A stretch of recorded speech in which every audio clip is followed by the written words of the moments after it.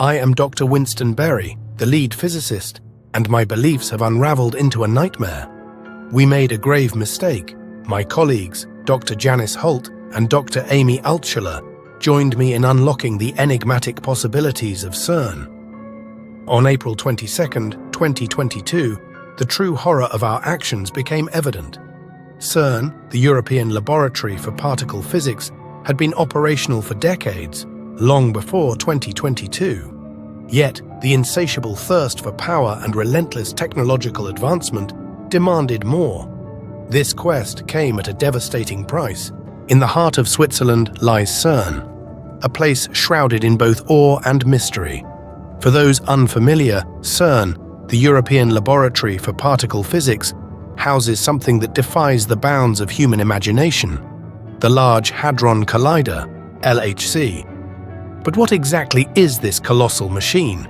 The LHC is the largest and most powerful particle accelerator ever constructed, a monstrous contraption buried deep beneath the Earth in the hallowed grounds of CERN. Imagine, if you will, a subterranean ring with a staggering circumference of 26.7 kilometers or 16.6 miles.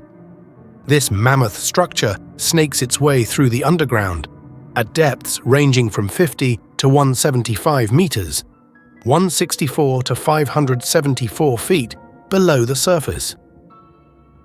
It is here, in this labyrinthine underworld, that scientists have ventured since the official online status commenced in September 2008, though the seeds of this monumental project were sown as far back as 1954. In the eerie, cold silence of the depths, the LHC hums with a power that can scarcely be comprehended. As it hurtles particles at nearly the speed of light, smashing them together with unimaginable force, it reveals secrets that humanity has only dared to dream of. The discoveries made within this metallic behemoth are nothing short of extraordinary. The collisions have unveiled glimpses of realms that were once beyond the reach of human understanding, dimensions and forces that challenge the very fabric of reality. But as we delve deeper into the enigmatic dance of particles, we open doors that perhaps were never meant to be opened. The LHC is not merely a tool of discovery, it is a Pandora's box. Every collision, every experiment brings us closer to unlocking something that could alter the course of existence itself. There is a palpable tension in the air, a haunting sense of foreboding. What if, in our quest for knowledge, we awaken something that has lain dormant for eons? Something that could shift the balance of our world? The walls of CERN have borne silent witness to breakthroughs that defy logic, that stretch the boundaries of what we consider possible. The scientists, with their insatiable curiosity, march ever forward, propelled by a desire to uncover the truths of the universe. But there is an unspoken fear that lingers in the shadows of their minds, a fear that the very act of understanding could bring forth consequences we are ill prepared to face. This journey into the unknown, fueled by the LHC, is a journey fraught with peril and wonder. We stand on the precipice, peering into the abyss, driven by an insatiable thirst for knowledge, yet wary of the darkness that may stare back at us. In the silent corridors of CERN, under the weight of the Earth, humanity's greatest minds push the boundaries of science, unlocking the secrets of the cosmos. But in doing so, they may also be unlocking the gates to our own oblivion. As the LHC continues its relentless quest, the tension mounts. The stakes have never been higher. Each discovery, each revelation brings with it a mix of exhilaration and dread. The line between what is known and what is yet to be discovered blurs, and the potential for profound change looms ever larger. It is a dance on the edge of a knife, a delicate balance between brilliance and catastrophe. In this hidden world beneath Switzerland, where the ordinary laws of physics are bent and twisted, the LHC stands as both a beacon of hope and a harbinger of possible doom. It is a testament to human ingenuity and ambition, a monument to our relentless pursuit of the unknown. But it is also a stark reminder of the thin veil that separates our reality from the unimaginable. In the end, as we venture deeper into the mysteries of the universe, we must remember that some doors, once opened, can never be closed. The Large Hadron Collider is a key to those doors, and with each turn, we step further into a realm where the rules are yet to be written, and the future is as uncertain as it is thrilling. The only certainty is that in the depths of CERN, under the weight of the Earth, we are on the brink of discoveries that could change our very existence forever. During the mid-20th century, the operations at CERN were shrouded in secrecy. The facility, dormant from the 1950s through the 1990s, concealed experiments that pushed the boundaries of human understanding. It was a time of unprecedented ambition, where scientific curiosity teetered on the edge of madness. We thought we were simply advancing knowledge, making strides in the realm of particle physics. But what we did was far more sinister. As we reignited CERN's colossal machine, the Large Hadron Collider, we unwittingly tore open a veil that separated our world from something far more terrifying. The collisions of particles, meant to reveal the building blocks of the universe, instead revealed glimpses of a reality we were not prepared to face. The depths we reached, both physically and metaphorically, unearthed secrets that should have remained buried. The power we sought was beyond our control. With each passing day, the LHC's hum grew more ominous, the data more perplexing. What we uncovered was not just the fabric of the universe, but threads of an unimaginable tapestry.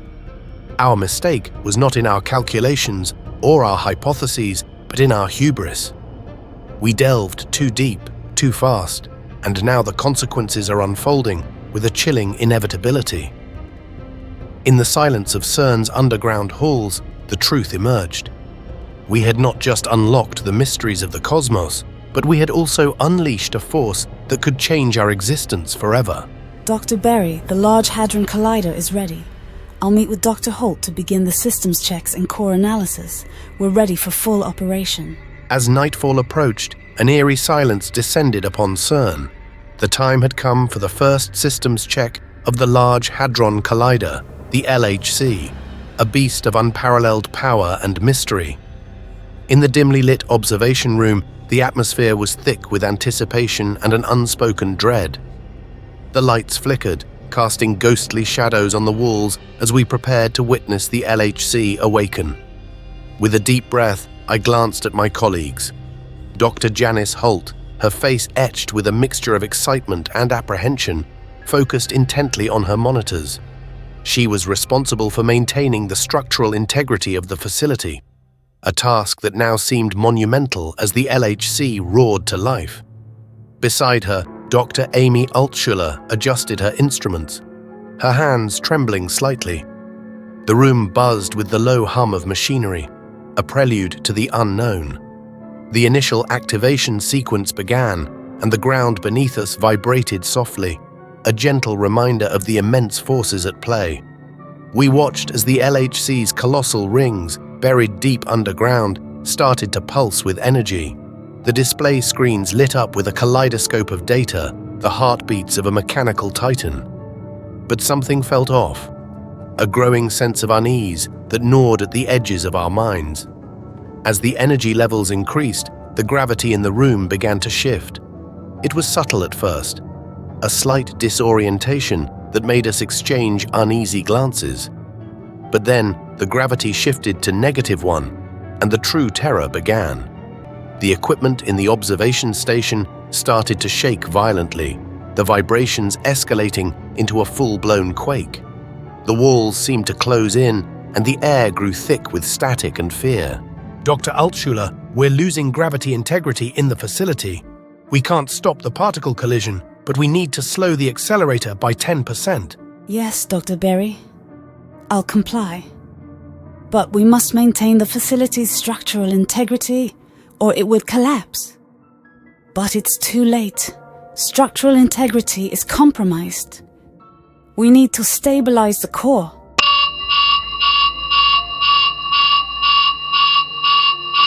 Dr. Holt's voice crackled over the intercom, strained and urgent. Her words were punctuated by the sound of alarms blaring, a cacophony that heightened the already palpable tension. I struggled to keep my balance as I reached for the control panel, my fingers dancing over the buttons in a desperate attempt to regain control. The data on the screens was a chaotic mess of numbers and symbols, each more incomprehensible than the last. The LHC was supposed to be a marvel of modern science, a beacon of human achievement. But now it felt like a Pandora's box, a harbinger of doom. The room was filled with the sounds of creaking metal and the eerie wail of the alarms. Dr. Altschuler shouted something, but her words were lost in the din. I could see the fear in her eyes, a reflection of the terror that gripped us all. The LHC, our creation, had turned against us. In that moment, as the observation room seemed to teeter on the brink of collapse, I realized the full extent of our folly. We had delved into realms we did not fully understand, playing with forces that defied comprehension. The Collider's purpose was to unlock the secrets of the universe, but it seemed we had instead unlocked a doorway to our own destruction. The ground shook with increasing ferocity, and I knew we were running out of time. We had to shut it down, to contain the beast we had unleashed.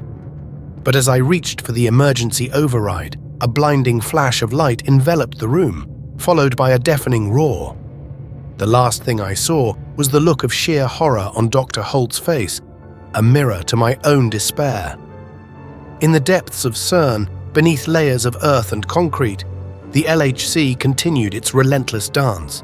And as darkness claimed the observation room, the true nature of our discovery remained shrouded in mystery, a chilling testament to the perils of human ambition. We had about 50 seconds before the first particle collision, and the room began to warp in a way that defied explanation. The walls seemed to pulse and bend, and an otherworldly strain pressed down on us, squeezing the air from our lungs and making our heads pound. It felt as if reality itself was tearing at the seams, and we were caught in the rift. We braced ourselves, knowing we were on the brink of something monumental, yet completely unprepared for what was to come. The countdown ticked away, each second stretching into an eternity. We felt the devastating forces surrounding the observation room, a palpable sense of doom that weighed heavily on our minds and hearts. It was as though we were slipping out of our current reality, our perceptions warping and distorting as the collision drew nearer. The hum of the Large Hadron Collider grew to a deafening roar, a monstrous heartbeat that shook the very foundation of our world. And then the particles collided with a force beyond comprehension. There was a blinding flash of light, an explosion of energy that sent us reeling. But instead of the scientific breakthrough we had anticipated, our endeavors unraveled into a nightmare. We had opened a rift, a tear in the fabric of our universe that pulled us into another dimensional realm. It was a place that resembled our earthly realm, but it was not Earth as we knew it.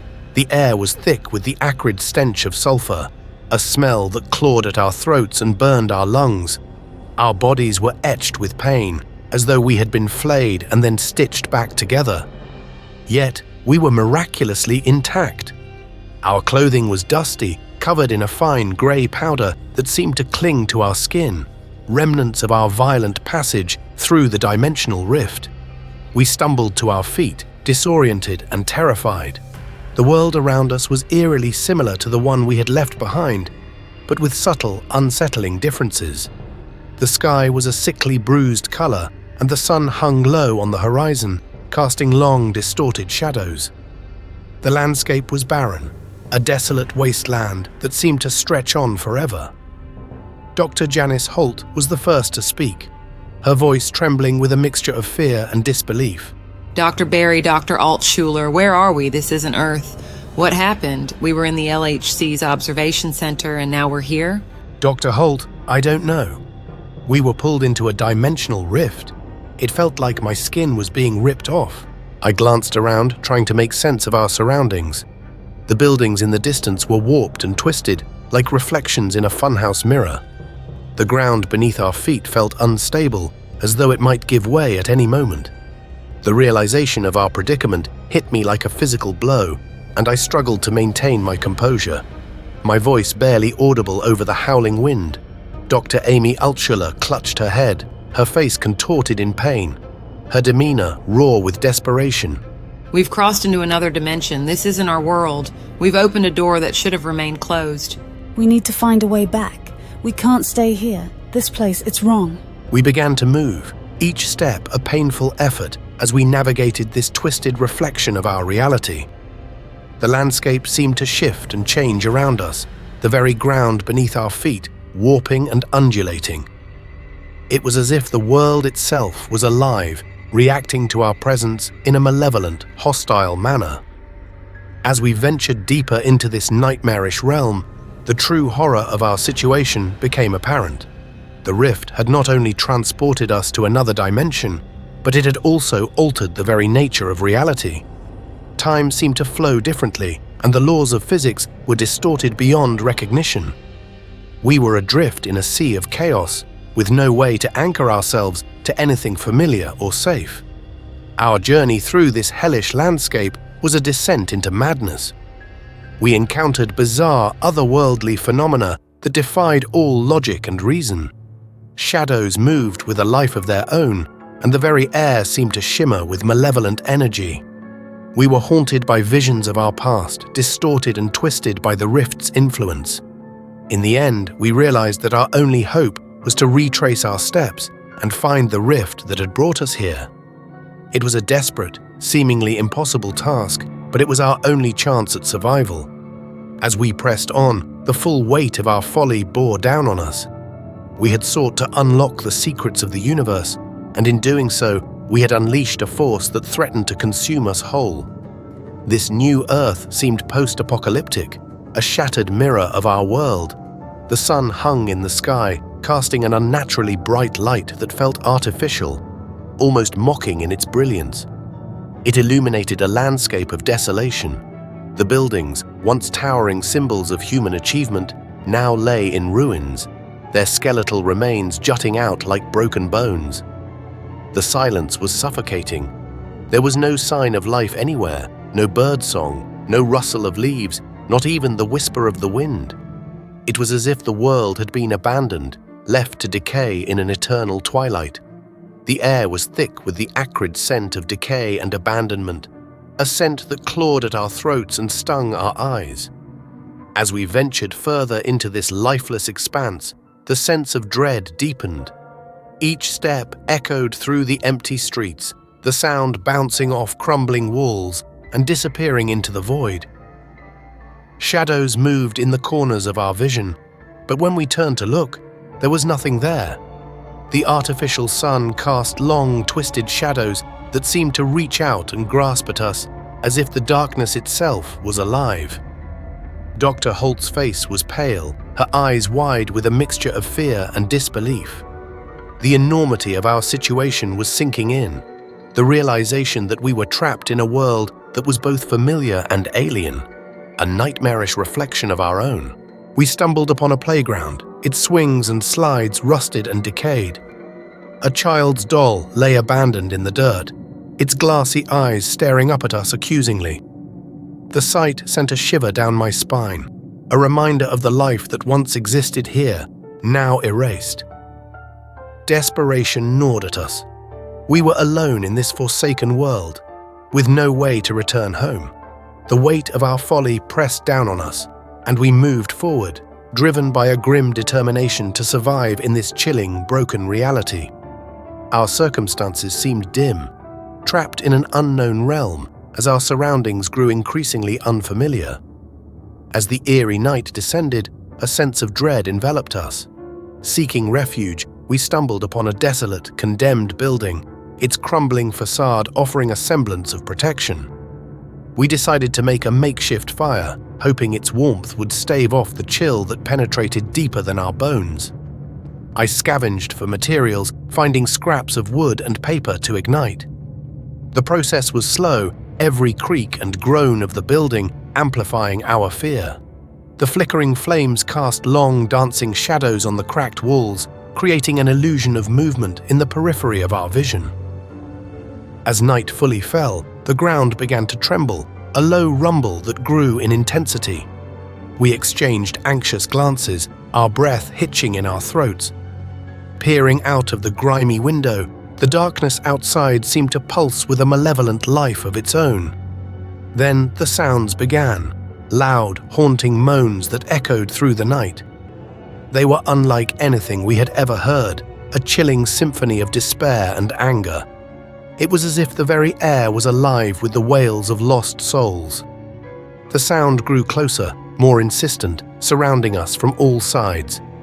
We huddled closer to the fire, its feeble light a fragile barrier against the encroaching darkness. My heart pounded in my chest, each beat a deafening drum in the oppressive silence between the moans. It felt like we had stepped into a nightmare, a twisted version of Night of the Living Dead, where the horrors were all too real. The building seemed to breathe with us, its decayed structure groaning in response to the seismic tremors. Dr. Holt's face was a mask of terror, her eyes wide and unblinking. "What is out there?" she whispered, her voice barely audible over the cacophony. I had no answer, only a gnawing fear that whatever awaited us in the darkness was beyond comprehension. As the minutes dragged on, the ground's shaking intensified, and the moans became almost deafening. The walls around us shuddered, dust falling from the ceiling like a macabre snowfall. Our makeshift fire flickered violently, casting grotesque shadows that twisted and contorted with each tremor. It felt like the very fabric of this realm was unraveling, pulling us deeper into its abyss. We were trapped in this forsaken place, surrounded by unseen terrors and the constant threat of collapse. The night stretched on endlessly, a harbinger of the horrors yet to come. And as the moans continued to echo, we realized that our fight for survival had only just begun. Grotesque figures illuminated the night as we remained silent, hearts pounding in our chests. They appeared to be remnants of survivors in this forsaken realm, now transformed into horrific zombies. Drawn by the light and smell of our fire, they lurched closer, their hollow eyes searching for the source. We moved in silence, creeping away from the approaching danger, desperate to escape their notice. We quietly ascended through the corroded building, hoping the higher floors would offer safety. Suddenly, Dr. Holt slipped. The rotten floorboards gave way beneath her, and she plummeted into the darkness below. Panic surged through us as the zombies, sensing easy prey, converged on her location. We scrambled to rescue Dr. Holt, but the gaping hole in the floor made it nearly impossible to navigate. Without falling ourselves, Dr. Holt lay on the ground, dazed and vulnerable, as the zombies closed in. Their grotesque faces twisted with hunger, and their guttural moans filled the air. Desperation clawed at us, and the realization that we might lose her was unbearable. Just when all seemed lost, a blinding light cut through the darkness. A man appeared, soaring over the building in a futuristic flying vehicle. Its beam shone directly at the zombies, who recoiled and retreated into the shadows, their monstrous forms melting back into the night. The man descended swiftly, his vehicle hovering above the ground. He reached out and effortlessly lifted Dr. Holt to safety. In a fluid motion, he turned his attention to us. The building groaned and shuddered, threatening to collapse under its own decay. The stranger extended a hand, and we grabbed it without hesitation. He pulled us from the crumbling structure, the ground quaking beneath us as debris rained down. As we were lifted to safety, the building finally succumbed to its decrepit state, collapsing into a heap of rubble. We hovered above the ruins, breathing heavily, our minds reeling from the near-death experience. The man's face was obscured by shadows, but his presence radiated authority and reassurance. Before we could voice our gratitude or ask questions, he spoke, his voice steady and calm. "You're safe now. I've been tracking your movements since you arrived in this realm. You're not alone, and you're not the first to stumble into this nightmare. My name is Harry Sachian. I'm part of a resistance force fighting to reclaim this world from the darkness that consumes it." His words offered a glimmer of hope in the overwhelming darkness. We exchanged glances, a silent agreement forming among us. This man, this unexpected savior, might be our only chance to survive and perhaps even escape this twisted reality. The weight of our ordeal pressed heavily upon us, but for the first time since our arrival, we felt a spark of determination. As the vehicle soared away from the ruins, Harry continued to speak, outlining a plan and a promise of survival. The night was still fraught with danger, but now we had a guide, someone who understood the horrors of this realm and how to fight them. Our journey was far from over, but with Harry, we had a fighting chance. Sir, thank you for your help. But where are we? What happened here? This world seems full of death and deception. Once we get to safety, I'll explain what happened to this world. I can't believe people finally came through the rift using particle technology. There are clean clothes and rags available in the back of the aircraft.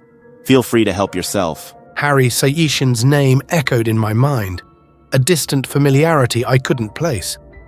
As we arrived at his fortress-like home, a sense of dread settled over me.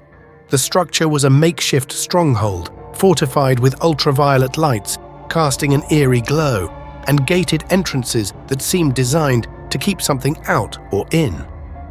The journey had been disorienting, but landing on Harry's pad intensified the surreal feeling. The futuristic flying vehicle descended slowly onto the pad, and with a soft hum, the platform began to sink. We were being lowered underground, into the heart of the house itself. The descent was slow and silent, each second stretching into an eternity. The dim light from above faded, replaced by the stark artificial brightness of the ultraviolet lights. As we moved deeper, the air grew colder, and an unsettling stillness surrounded us. The underground chamber revealed itself, a labyrinthine space that felt both claustrophobic and vast. Harry's home was a stark contrast to the devastation outside a haven of technology and survival, yet it exuded a sense of isolation and paranoia. The platform came to a halt, and heavy doors slid open with a mechanical hiss. The atmosphere was thick with tension. Harry stepped forward, his presence commanding yet shadowed by the mysteries he harbored. His eyes, reflecting the ultraviolet glow, held secrets I wasn't sure I wanted to uncover. I couldn't shake the unease that gnawed at me. This place, this man there, was more to them than met the eye. The name Harry Session resonated with a forgotten memory, a warning bell in my subconscious. But there was no time to dwell on it now. We had entered his domain, a sanctuary shrouded in darkness and guarded by light. The air was thick with unspoken fears and unanswered questions. Harry's voice cut through the silence, a low, gravelly sound that sent a shiver down my spine. Welcome to my home. Here, you're safe from the horrors outside. But remember, safety comes at a cost. Our world was once a technological paradise, with a large hadron collider like your Earth's CERN. But it did more than we imagined, tearing open interdimensional rifts through which something came. A dark entity emerged, unleashing a virus that ravaged everything. The infected became mindless, zombie-like creatures. Our world crumbled, buildings corroded, and the atmosphere changed. As we descended into the ancient underground cavern beneath Harry's fortress, a chilling sense of history enveloped us. The air was thick with dust, and the eerie silence hinted at a long-forgotten battle. We stumbled upon a room littered with debris from what appeared to be a desperate last stand. The room seemed untouched for over a century, a silent testament to a forgotten struggle. Harry led us through the debris, our footsteps echoing in the haunting stillness. As we ventured deeper into the bunker, an unsettling transformation occurred. The chaos gave way to pristine order, the stark contrast heightening our unease. What secrets lay hidden in this pristine sanctuary amidst the ruins? His words hung in the air, a chilling reminder that in this world nothing was ever as it seemed. As we settled into Harry's underground fortress, we were struck by its immaculate condition and the abundance of rations. Harry busied himself preparing food, the clatter of utensils a comforting distraction in this world of horrors. His voice broke the silence, a grim undertone coloring his words as he began to explain what had happened. He paused, his face shadowed with fear and regret. Harry's voice dropped to a whisper, as if speaking the name aloud might summon the entity. It called itself Mephistopheles. With its virus, it destroyed most of the planet, turning humans into zombies and leaving few survivors. Those who remained formed a resistance, hiding underground to evade the entity and its minions. The room seemed to grow colder as he spoke, the reality of his words sinking in. The resistance fought bravely, but I haven't heard from them in months. We're alone, trying to survive in a world that's been twisted into a nightmarish version of itself. His tale painted a chilling picture of despair and desolation. The thought of an entire world falling prey to such a malevolent force sent shivers down my spine. The once brilliant, vibrant world reduced to a shadow of its former self, haunted by the entity known as Mephistopheles. Harry placed a plate of food before us, but my appetite had fled. The fortress felt less like a sanctuary and more like a tomb, a place where hope had been buried alongside the dead. Dr. Holt and Dr. Altschuler ate in silence, the weight of his story pressing down on us, knowing that this darkness could easily consume our world as well. Rather than eat, I was consumed by the urgent need to escape this godforsaken planet. The shadows of Harry's tale clung to me, whispering of relentless horrors and a doomed world. My mind raced, seeking a way out of this nightmare. Every corner of this underground fortress seemed to close in, the weight of despair pressing down. The flickering lights cast eerie shadows, dancing mockingly as if the darkness itself was alive. I glanced at the others, their faces etched with fear and fatigue. The silence was oppressive, broken only by the distant, haunting echoes of the undead. I had to focus, to find a way back to our world before we too became part of this twisted reality. Desperation gnawed at my resolve, but surrender was not an option. So, Harry, this Mephistopheles, how dangerous is this entity? Very dangerous. Its sole intent is to destroy and turn the population into mindless minions under its control. Our mistake was accepting its invitation, believing it was benevolent. Once here, Mephistopheles released its deadly virus. It wouldn't have entered our world without our acceptance into this world. As we decided to retire for the evening, exhaustion weighed heavily on us after our harrowing ordeal. Harry moved silently, his face etched with a somber determination as he activated the security ultraviolet lighting system outside. The stark violet glow cast eerie shadows, transforming the landscape into a surreal, haunted tableau. We understood the gravity of our situation. For the next 16 hours, we were prisoners within Harry's underground bunker, confined by the encroaching darkness and the horrors it concealed. The night outside was not merely an absence of light, but a realm dominated by grotesque hordes of zombies, prowling with mindless hunger. Their guttural moans and shuffling footsteps were an ever-present reminder of the nightmare that had become our reality. The bunker, though secure, felt stifling. The air was thick with tension, and every creak and groan of the structure amplified our collective anxiety. The ultraviolet lights flickered intermittently, casting distorted shadows that danced on the walls like malevolent spirits. The atmosphere was oppressive, a claustrophobic cocoon that seemed to shrink with each passing moment. As the hours dragged on, sleep eluded us. Each of us was lost in our thoughts, haunted by the memories of what we had witnessed and the uncertainty of what lay ahead. Harry's story replayed in my mind, a grim narrative of a world torn apart by an entity we had only begun to understand. Mephistopheles. The name itself was a harbinger of doom, a reminder of the malevolence that now threatened our very existence. The bunker's silence was occasionally punctuated by the distant, haunting sounds of the undead. Their presence was a constant, sinister lullaby that kept us on edge. The thought of those creatures, once human, now transformed into monstrosities by the dark entity's virus, sent shivers down my spine. In the cold, dim light of the bunker, we slept separately, seeking solace in our shared plight. The night stretched on interminably, each minute an eternity. The shadows outside were alive, and within the confines of Harry's fortress, we waited, hoping to survive until the break of dawn, when the sun's light might offer a brief respite from the encroaching darkness. An eerie intuition chilled my bones as we stayed in Harry's fortress. The hairs on my body stood on end, sensing an unseen presence. Unable to sleep, I lay awake, disturbed by the torment and anguish emanating from the soulless corpses outside. Their distant moans echoed through the night. But it was more than just their presence that unsettled me. I felt something else lurking in the shadows, watching us with malevolent intent. The oppressive darkness seemed alive, breathing down my neck, making every creak and whisper a sinister reminder that we were not alone in this forsaken place.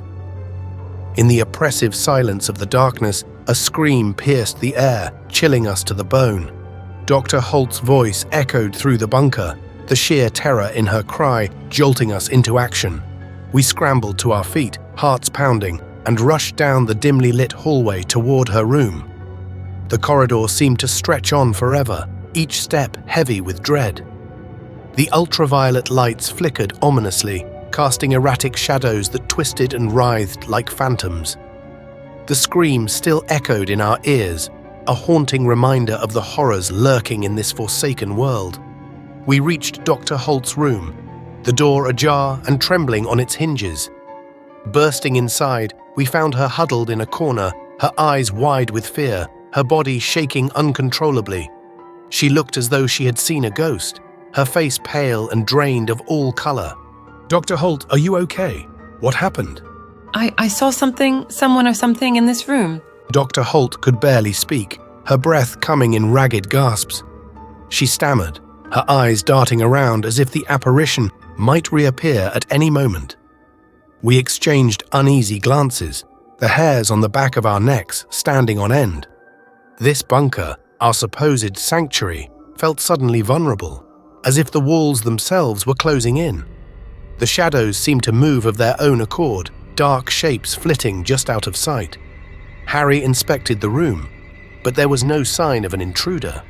Yet the air was thick with an unexplainable menace, a feeling that something malevolent was watching us, waiting.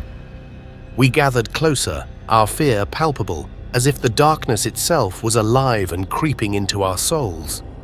The scream lingered in our minds, a stark reminder that even in this fortified bunker, the true terror was far from over. The night stretched on, and with it, the shadows grew darker, whispering of unseen dangers and a world forever altered by malevolent forces. Dr. Holt sat trembling, her face pale and eyes wide with terror. Her voice shook as she recounted the nightmare. Her words sent a shiver down my spine. The very mention of that name carried an air of dread, a reminder of the darkness that had consumed this world. Yet Harry was quick to dismiss her fear. We need to stay together. Dr. Holt, who or what was in your room? Whatever you saw means we're not safe here. It was Mephistopheles. It was here, probing my mind, trying to change me. What is happening? It can't be real. Our security measures are foolproof. Ultraviolet lights, sensor alarms, nothing can breach this facility without us knowing. It must have been a dream. We gathered closer, our fear palpable, as if the darkness itself was alive and creeping into our souls.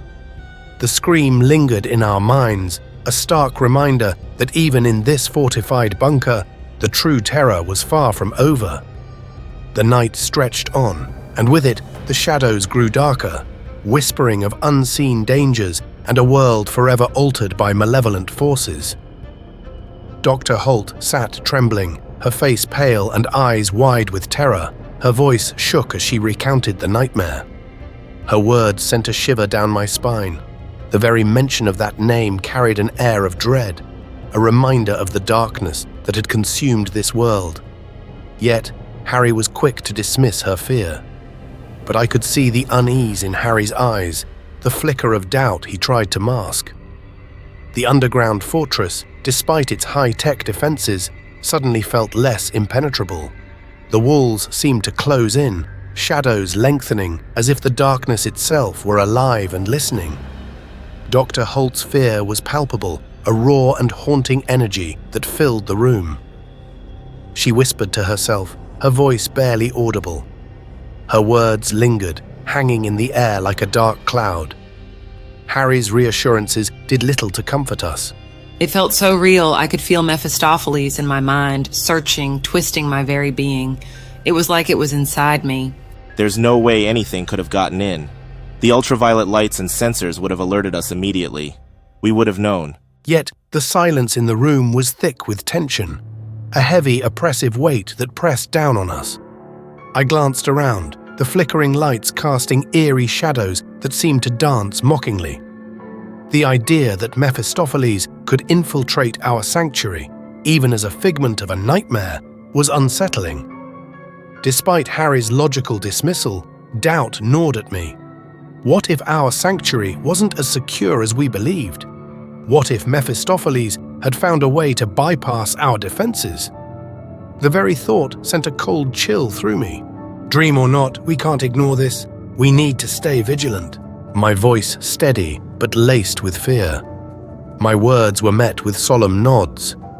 But the fear in the room was tangible, an unspoken acknowledgement of our precarious situation. We all felt it, the unsettling sense that we were not alone, that the shadows held more than just darkness. Harry's fortress, once a beacon of hope and safety, now felt like a fragile barrier between us and an unimaginable terror. The ultraviolet lights flickered, casting long, eerie shadows that seemed to writhe and twist with a life of their own. The night wore on, each minute dragging by with excruciating slowness. We huddled together, the silence filled with our unspoken fears. Every creak of the building, every flicker of the lights heightened our anxiety. Dr. Holt's encounter, whether dream or reality, had shaken us all to our core. In the cold, dimly lit room, we waited, hearts pounding, for the dawn that seemed an eternity away. The shadows around us grew deeper, darker, whispering of unseen horrors and the malevolent presence that lurked just beyond the reach of our defenses. The fortress felt less like a haven and more like a trap, a place where fear and darkness intertwined, waiting to consume us. As the hours dragged on, I couldn't shake the feeling that Mephistopheles was closer than we dared to admit. Whether he had truly breached our defenses or simply invaded our minds, his presence was a chilling reminder of the nightmare we were trapped in. And in that oppressive darkness, hope felt like a distant, fading memory. Eventually, we calmed down within the confines of the underground fortress. Harry stayed awake, vigilant, watching the security cameras inside and outside. Daybreak arrived, bringing a false sense of normalcy. We cautiously ventured outside to assess the situation. The sun's rays cast an eerie glow over the desolate, post-apocalyptic city. The once bustling metropolis was now a silent graveyard, with crumbling buildings and abandoned streets. In the distance, we could see the dimensional rift, a shimmering tear in reality that connected our realm to this forsaken one. It was getting smaller, a stark reminder that our time was running out. Harry refueled his flying vehicle as we suggested surveying the rift more closely. As Harry stood guard, we approached the rift, carefully conducting our computations. The air was thick with tension, each moment fraught with the danger of the unknown. We discovered that, as far as we knew, nothing from this realm or plane could pass through the dimensional barrier into ours, and vice versa. This revelation was both a relief and a challenge. The rift's frequency signature suggested that it might be possible for us to cross back through it due to our unique energy patterns. However, there was a catch. The rift was less volatile at night. When the particles decelerated, this meant our best chance of crossing back was during the most dangerous time, when the zombies were most active. The thought of navigating the zombie-infested streets in the dead of night sent a shiver down my spine. The undead were relentless, their grotesque forms prowling the darkness, driven by an insatiable hunger. The idea of facing them head-on was nothing short of suicidal. As we discussed our options, the reality of our predicament weighed heavily on us. We had to make a choice and risk the treacherous night journey or remain trapped in this nightmarish realm. The fortress, once a sanctuary, now felt like a tomb. The shadows seemed to whisper our fears back to us, a constant reminder of the peril we faced. Harry's expression was grim as he prepared his vehicle for the potential night escape. We don't have much time. If we're going to do this, we need to be ready for anything. The plan was fraught with danger. We would have to move quickly and quietly, avoiding detection by the zombies. Any mistake, any hesitation could mean our demise. The thought of returning to our world, of escaping this hellish dimension, was the only thing that kept us going. As the day wore on, we made our preparations, each of us steeling ourselves for the night ahead. The setting sun cast long shadows over the ruined city, and the rift shimmered ominously in the fading light. When darkness finally fell, we would have to confront our worst fears and fight for our survival. The journey through the rift would be our final test, a desperate bid to escape the clutches of this malevolent realm. The stakes had never been higher, and failure was not an option. We were ready to face the darkness, to battle the horrors that awaited us, and to reclaim our place in the world we had lost. Dr. Holt remained visibly shaken. The terror of the previous night still etched in her eyes. Her ordeal had left a mark on all of us, a grim reminder of the horrors lurking just beyond our fragile sanctuary. Yet she stood firm, a testament to her resilience, as we prepared for the daunting task ahead. The room buzzed with a tense energy as we readied our high-powered ultraviolet flashlights, their eerie glow casting long, ominous shadows on the bunker walls. Each flashlight felt like a lifeline, a fragile barrier against the grotesque horde that awaited us. Alongside these, we armed ourselves with energy projection weapons, their cold metal a stark contrast to the warmth of our fear. The plan was simple, yet fraught with peril. We needed to engage the zombie horde surrounding the dimensional rift. The rift shimmered ominously in the distance, a beacon of hope and terror. It was our only way home, but the path to it was infested with the undead, each one a testament to the dark entity's malevolence. Harry, ever the pragmatic leader, double-checked our equipment, his face a mask of grim determination. Remember, stick together and stay in the light. The ultraviolet beams are our best defense against those things. Dr. Holt nodded, her hands trembling slightly as she gripped her flashlight, her voice barely above a whisper. But there was a steely resolve in her eyes, a determination to face the nightmare head-on. We moved as one, a tight-knit group, stepping out of the relative safety of the bunker and into the twilight of the post-apocalyptic world. The air was thick with decay, a nauseating reminder of the world we had lost. Each step felt heavier than the last, the weight of our mission pressing down on us. As we approached the rift, the shadows seemed to come alive, writhing and shifting as if aware of our presence. The zombies, grotesque and relentless, emerged from the darkness, their hollow eyes fixed on us with an insatiable hunger. The ultraviolet beams cut through the gloom, casting an ethereal light that sent the undead recoiling, their flesh sizzling under the intense illumination. But for every zombie that fell back, more emerged from the shadows, their numbers seemingly endless. The air was filled with their guttural moans, a chilling symphony of despair and death. We fought with a desperate ferocity, our weapons blazing as we carved a path toward the rift. Each step was a battle, each breath a struggle for survival. Our plight intensified as Harry directed the ultraviolet beam from the flying transport toward the horde. The light sent the zombies into a frenzy, scattering and recoiling from its intensity. Suddenly, a scream pierced the chaos. Dr. Holt had been seized by one of the undead. Harry reacted instantly, but it was too late. The horde overwhelmed her, tearing her apart before our eyes. The brutal reality of her loss hit us like a tidal wave. But there was no time to mourn. Harry continued to battle the encroaching zombies, his focus unwavering. We struggled to process the horrific scene, the grim truth settling in that Dr. Holt was gone. The ground beneath us trembled, a foreboding sign of something far worse approaching. From the shadows, a monstrous figure emerged. It was Mephistopheles. The beast was colossal, its form an embodiment of pure malevolence. Harry maneuvered the flying transport, aiming the ultraviolet light directly at Mephistopheles. The creature recoiled, attempting to shield itself from the searing light, but its rage was uncontainable. With a guttural roar, it charged at us, its eyes burning with a sinister, unholy fire.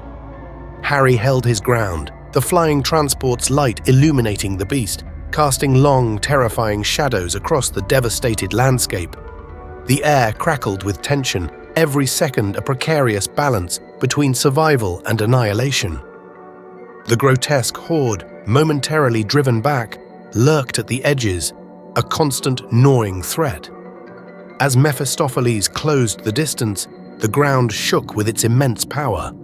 Our hearts pounded in sync with the beast's thundering steps. The light, though powerful, seemed barely enough to hold back the tide of darkness that threatened to engulf us. Harry's resolve was our anchor, his determination a beacon in the nightmarish chaos. In those harrowing moments, as the beast bore down upon us, we knew we faced not just a fight for our lives, but a battle for our very souls. The darkness loomed, relentless and all-consuming, and our only hope lay in the fragile, flickering light that kept the shadows at bay. With a deafening roar, Harry slammed the flying transport into the beast. The impact echoed as we neared the rift, the collision shaking the ground beneath us. The beast staggered, a chilling screech piercing the air, but Harry held firm, our only hope clinging to the edge of darkness. As Dr. Altshuler stayed close to me, her flashlight a beacon of hope amidst the chaos. She moved with purpose, her fear transformed into a fierce determination. We pressed on, the rift growing larger, its shimmering light a stark contrast to the darkness around us.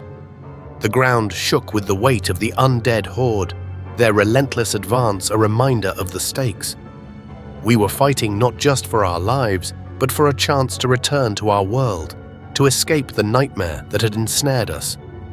As we neared the rift, a glimmer of hope pierced through the despair. The path was clear, the way forward illuminated by the combined strength of our ultraviolet beams. With one final push, we reached the rift, its energy crackling around us. In that moment, amidst the chaos and terror, we knew we had a chance. The rift was our salvation, our only way home. Suddenly, out of the shadows, Harry emerged, a spectral figure bathed in the harsh glow of high-voltage ultraviolet lights. His suit radiated an eerie luminescence, casting ghostly silhouettes on the decaying walls. He fired his energy weapons with a desperate fury, each shot disintegrating zombies into smoldering ash. The air crackled with tension, the acrid smell of burning flesh mingling with the cold stench of decay. Harry ran, each step a frantic sprint for survival, the relentless horde closing in with terrifying speed. The ultraviolet lights flickered, their glow barely holding back the encroaching darkness. His breaths were ragged, his eyes wide with fear and determination. The rift loomed ahead, a shimmering tear in reality, our only escape from this nightmare. I saw him, a lone figure against the tide of death, and without thinking, I reached out. Our hands met, and I felt the raw desperation in his grip. I pulled with all my strength, the rift's energy crackling around us, distorting the air with its otherworldly power. Time seemed to stretch, each second an eternity, as we fought against the pull of the undead and the magnetic force of the rift. Harry's suit sparked and hissed, the ultraviolet lights burning brighter, a final defiant stand against the encroaching darkness. His eyes met mine, a silent plea for survival. With a last, desperate effort, I yanked him through the rift, the world blurring into a vortex of light and shadow. As we tumbled through the rift, the screams of the zombies faded, replaced by the deafening silence of the void. We clung to each other, the terror and relief intertwining, knowing we had narrowly escaped the clutches of a living nightmare. We carried with us the hope that we could overcome the darkness. We reappeared at CERN as the rift sealed behind us, a final, ominous punctuation mark to our harrowing journey. Battered and bruised, I glanced at Dr. Altshuler, her face ashen and hollowed by exhaustion. Harry sat nearby, shivering uncontrollably. The familiar hum of CERN's equipment enveloped us, a stark contrast to the deathly silence of the realm we had just escaped. Confusion rippled through the CERN personnel, their faces masks of disbelief. They had seen us pulled into the rift only hours ago, but for us, those hours had stretched into days, a twisted eternity filled with horrors. Emergency personnel rushed to tend to our injuries, their touch cold and impersonal. My mind spun, trying to piece together the fractured memories of our ordeal. One question gnawed at me. How had Harry managed to follow us through the dimensional rift? The answer lingered, elusive yet persistent. Harry struggled to his feet and approached me, his expression a disturbing mix of gratitude and something darker. Thank you, Dr. Barry, for helping me through the rift. But I haven't been honest with you and Dr. Altshuler. This was all a ruse, a twisted game. In some societies, I am known as Old Harry, Satan, Mephistopheles, or Shiva, the god of destruction. Your Large Hadron Collider opened a portal to my realm, what you call hell, just one of many realms I have conquered. By pulling me through the rift, our DNA intertwined. Your acceptance allowed my DNA to mimic yours, granting me the power to manifest in your world and bring about its destruction. Welcome to your annihilation, Dr. Barry. A chill coursed through me. As I stared into Harry's eyes, I noticed a strange glint, a flicker of neon blue that set my nerves on edge. Fear tightened its grip around my heart as the pieces of the puzzle began to fit together. Dr. Holt's dream, the one where she had seen Mephistopheles, resurfaced in my mind with horrifying clarity. Harry's name, his eerie presence in that cursed dimension. It all made sense now. Harry Session, Satan. The realization hit me like a sledgehammer. Harry was Mephistopheles. At that moment, Dr. Altshuler collapsed, her body convulsing violently. Panic erupted as the medical team scrambled to her side, but deep down, I knew it was already too late.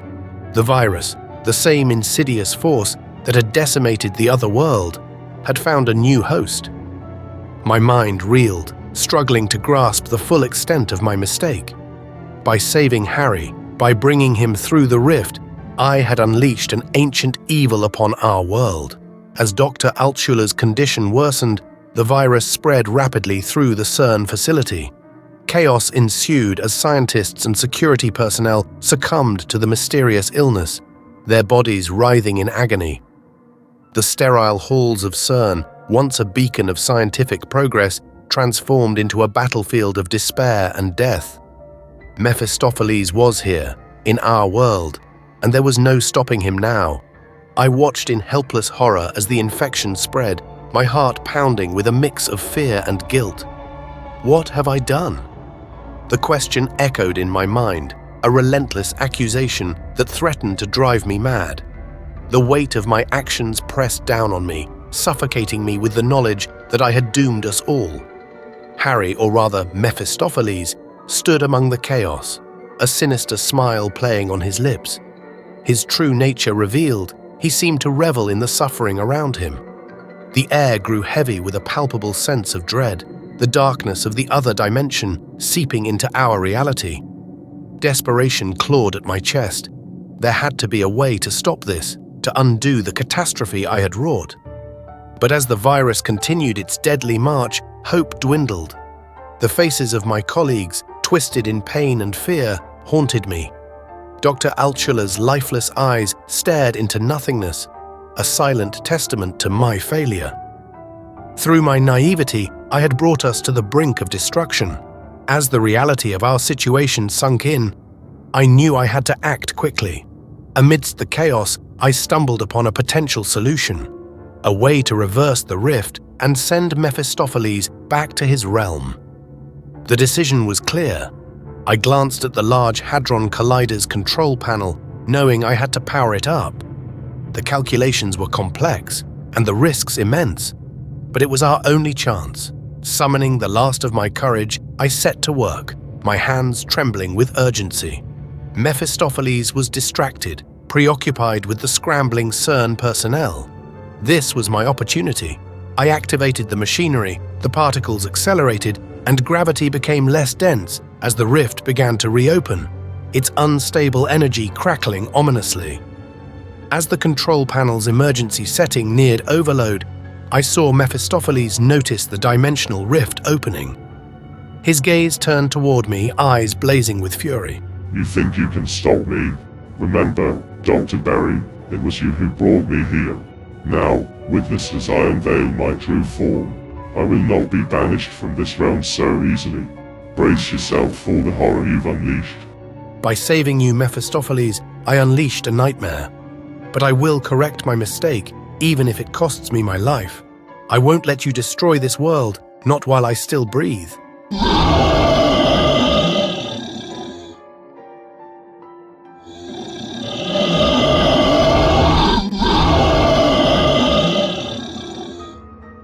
With a final desperate effort, I triggered the last sequence.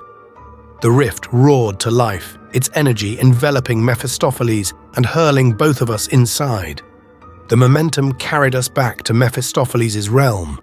He let out a deafening scream as he was drawn into the darkness, his malevolent presence tearing at the fabric of reality.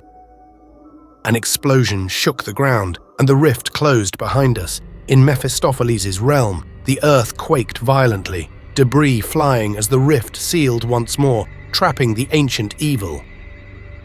Infuriated by my defiance, Mephistopheles sent his hordes of zombies toward me. As I took my last breath, I knew he was defeated, bound again in his realm of darkness. As this story ends, we pay tribute to Dr. Winston Berry. His bravery and sacrifice closed the rift and saved us all. The virus within me subsided after Mephistopheles was banished. CERN ceased operations on April 23, 2022, officially for upgrades, but truly to prevent further incursions of evil. We are but a small fraction of the immense darkness lurking beyond our reality. However, evil often remains hidden, biding its time, waiting to unleash its darkness upon our world when we least expect it.